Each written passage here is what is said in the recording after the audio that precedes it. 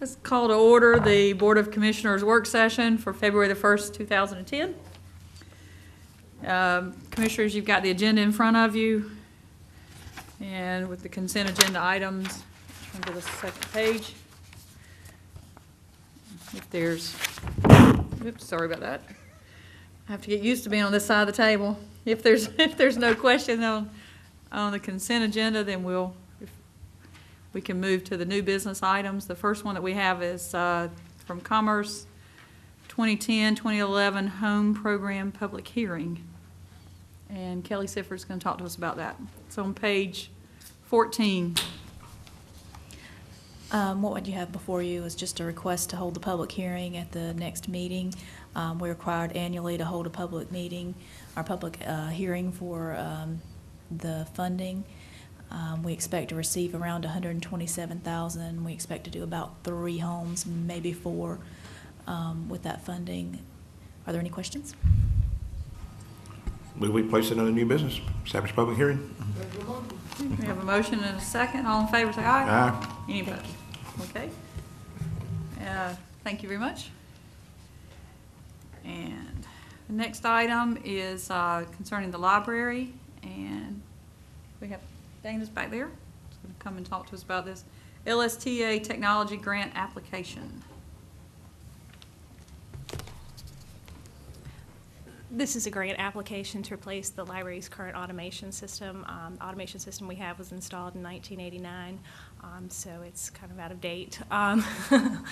This is a grant that would provide $100,000 towards the needed funding, and the county would have to provide the remainder, which is $34,282 if we were awarded. Okay, any questions? I move we put this under the consent agenda. Okay, and presume the funds are in the budget in the event we have it matched, correct? Or will be? They will be budgeted if we are awarded the grant. Okay. Okay, we have a motion and a second to place this under the consent agenda. All those in favor say aye. Aye. Any opposed? Okay, Thank you. Thank you. And the next item is some bylaws from the Library Board of Trustees. The current bylaws for the Library Board of Trustees were established in 1984 when the Concord Library was still a department of City of Concord, and the only library in the county was the Kannapolis Library. This is just an update of the bylaws, which were put together based on the North Carolina General Statutes surrounding Library Boards of Trustees, and basically outlines what their responsibilities are, including giving them the ability to make policies for the library. And Commissioner Minot is our representative on the Library Board of Trustees. Are there any questions about the bylaws? Or?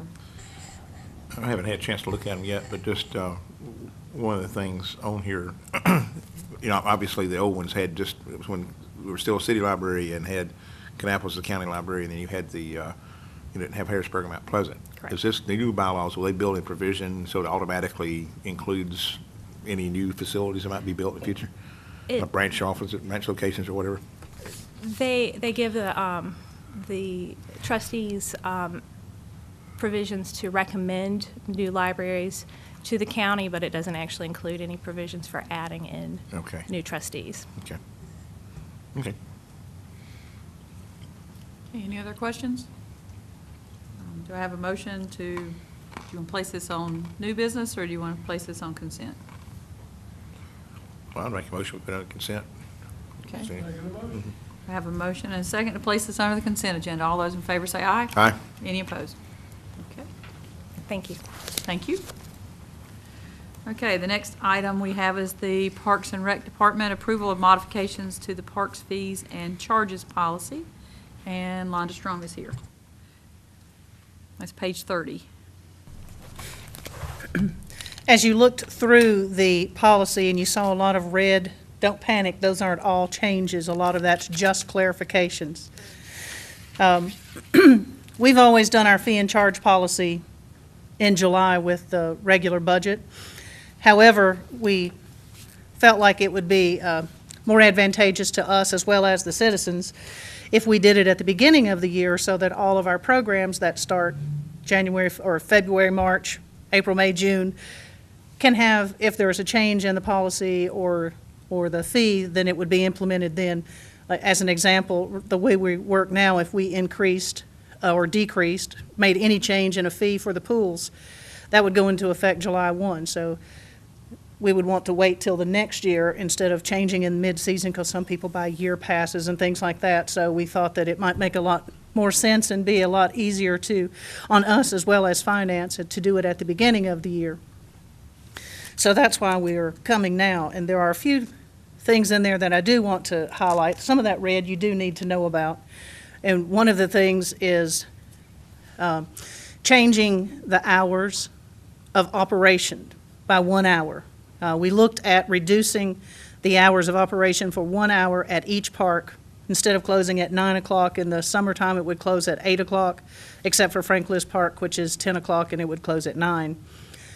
And then in the winter, on the weekends, it would close at 5 instead of 6. I talked with both North and South district managers, and they said that typically the last hour, there are not many people in the park.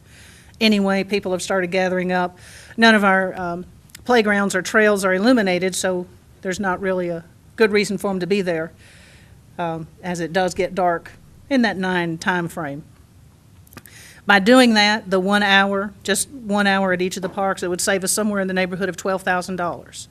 So there are a lot of other things that we could look at and have looked at with finances as well, that we could implement if needed to be. But starting off with, we thought if we could do that and be effective March 1, which is when our times change, that it might help us as well as everyone else. Softball tournament policy, that's attached in there, does have a few changes. We had 48 requests this year for 36 available weekends. We normally have 10 to 12, so we definitely had to strengthen the policy that we had there as how people are selected and those things. And we did increase a couple of fees, especially the cancellation fee, because we were having folks to make reservations just so another group couldn't have a reservation. So we thought if we increased it a little bit, that might discourage them, as well as the deposit, because if they did do damage, the amount of deposit that we had really wouldn't cover a lot.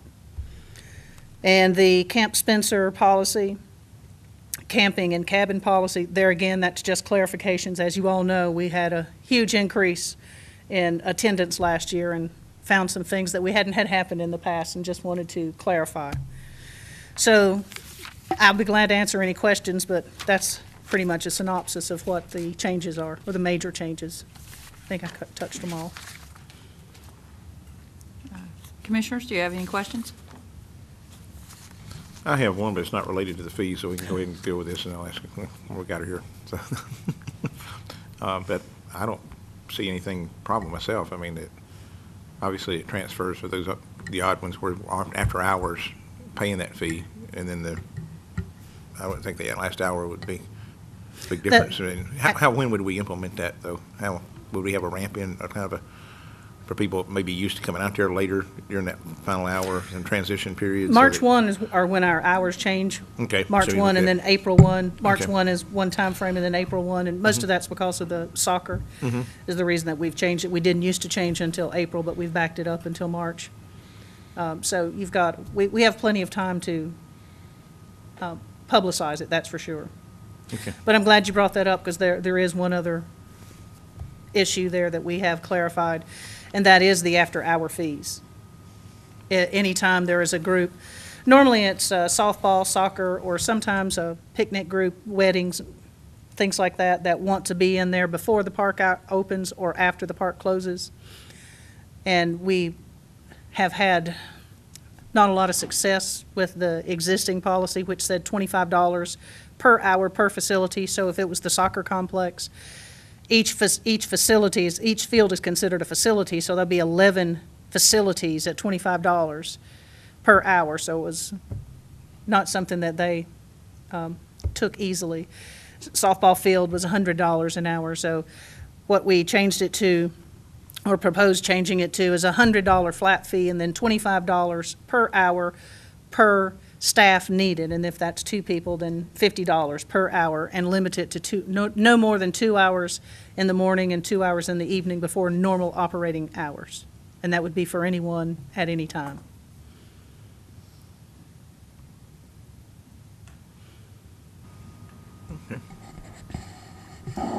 Any other questions?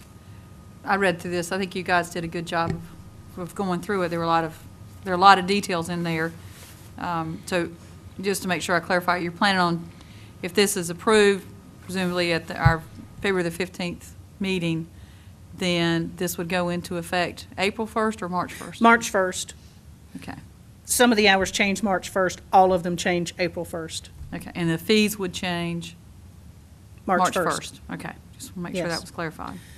And we did take this to the Park Commission at last month's meeting, and they thought it was a wonderful idea, especially, I mean, I think it's amazing you think about closing 4 parks 1 hour early and $12,000.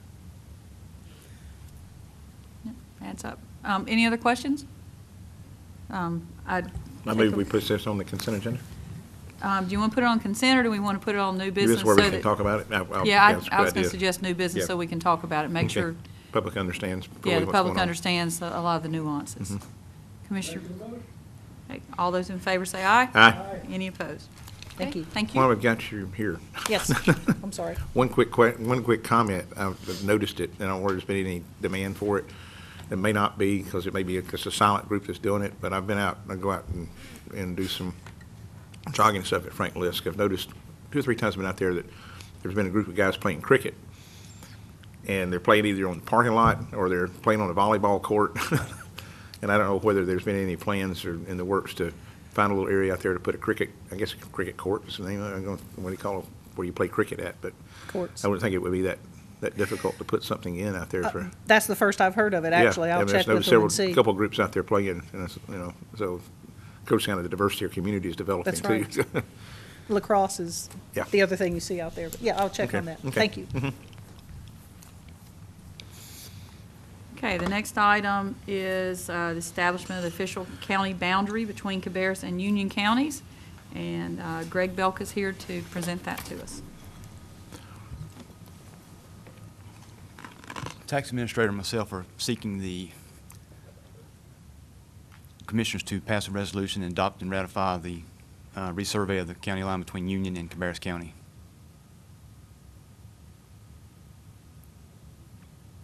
Well, this is a process that we've done previously with Mecklenburg County, and it certainly is a helpful thing to do with regard to taxation in particular.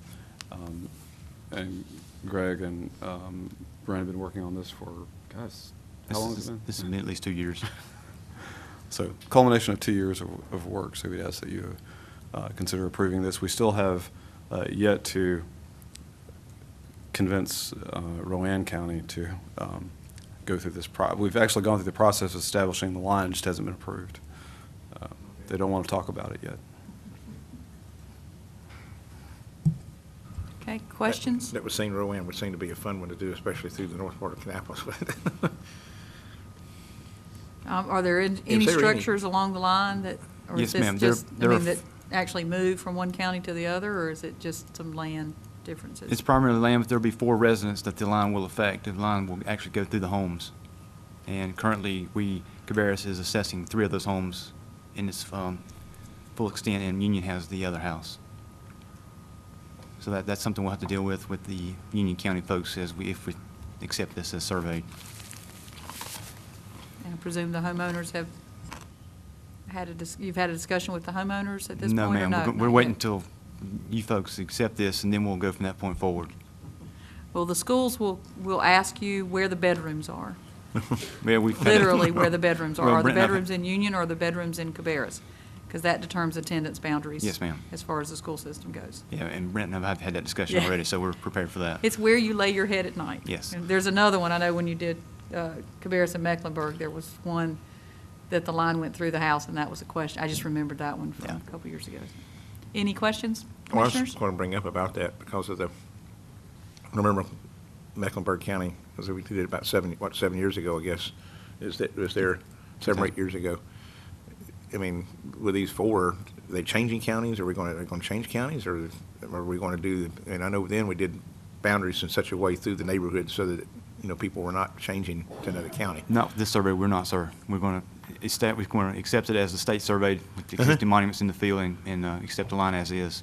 Okay. When we change and go around homes or anything like that. That's Okay, not their- so if that's they not- changed counties, they just change, there'll be a, Yeah, there'll be some acreage change. We'll lose some acreage to Union County, but we will not move the line to go around structures or anything like that. Okay. That's not what Okay. Mr. Wiesner cares to okay. partake of.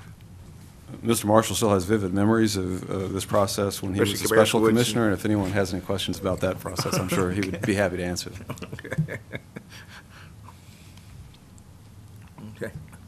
Are there any other questions? If not, accept a motion to place this under new business?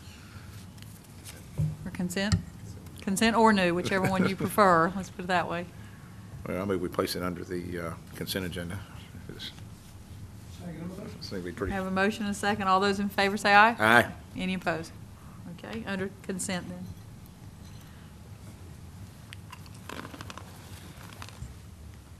Okay, and the next item is, we received a request to increase the rabies vaccination fee for dogs and cats administered during the countywide rabies clinic. I thought we had tabled that to the February 15th meeting. We're actually meeting this evening to talk about that. Well, it's on here for new business on the 15th, so. Okay. Oh, yeah, you're right. So, So, it should remain. So should I make a motion, we put this under new business? okay, we have a motion to put it under new business.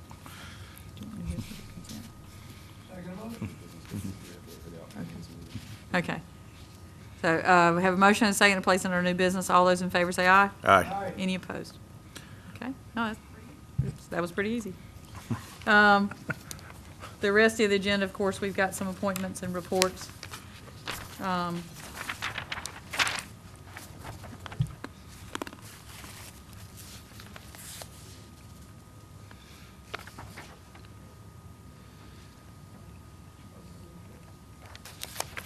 Okay. Obviously, I'm not used to being on this side of the round table, so. Couple other things I did want to mention.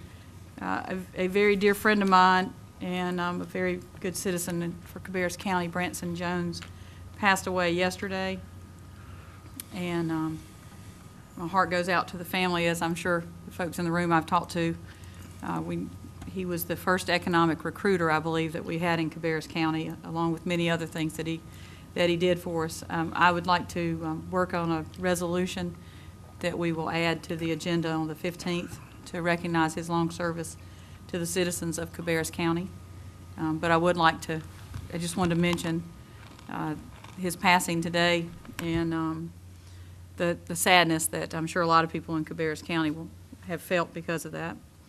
The other thing I want to mention, we got a draft agenda for the Commissioners' Retreat that we've got planned on February 26th and 27th. You should have gotten that. If you need a copy of it, we can get you a copy, but I would like for you to look over that and see if there's anything that you wanted to add to or any questions that you had. You can, of course, contact the county manager. And based on what we did last year, I would propose that on February 26th that we start about 4 o'clock. And then on Saturday, we would start at 9. We could have some Danishes prior to that, but be ready to start the meeting on Saturday about 9 o'clock. Last year, we finished up about 2:30, so I'm presuming we'll be somewhere in that same time frame this year. If anybody has any questions about the retreat, or you can just get those to the county manager sometime in the next couple weeks if there's anything that we needed to add from the email. Okay. I know that we had discussed, I think, with some email back and forth about updating succession plan. I don't know whether it's something that we want to talk about then or do some other time. Okay. Yeah. If you have any suggestions, if Yeah. you just let Commissioner White or the county manager know, then we can take care of that. Is there anything else that any of the commissioners want to bring up today? Commissioner Minot is, with the snow, was not able to get here, and Commissioner White is otherwise detained in his full-time job. So we were glad to have a quorum. So if there's no other if there's no other meetings, then information. Go ahead. Then, yeah, it might go to a motion to adopt the whole agenda. So we do need a motion.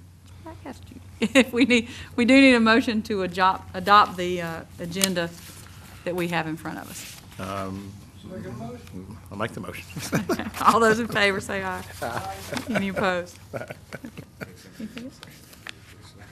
Oh, okay. I asked, that's okay. Anything else? If not, then do we adjourn to the 15th? We just adjourn, okay. Have a motion to adjourn. So moved. Be sure to Second. tell former Commissioner Carolyn Carpenter we were out of here in 25 minutes. We set a new record. So y'all gonna want me to lead them more often, aren't you? Yes. All those in favor of adjourning, say aye. Aye. Aye. Any opposed? Okay, thank you. Okay.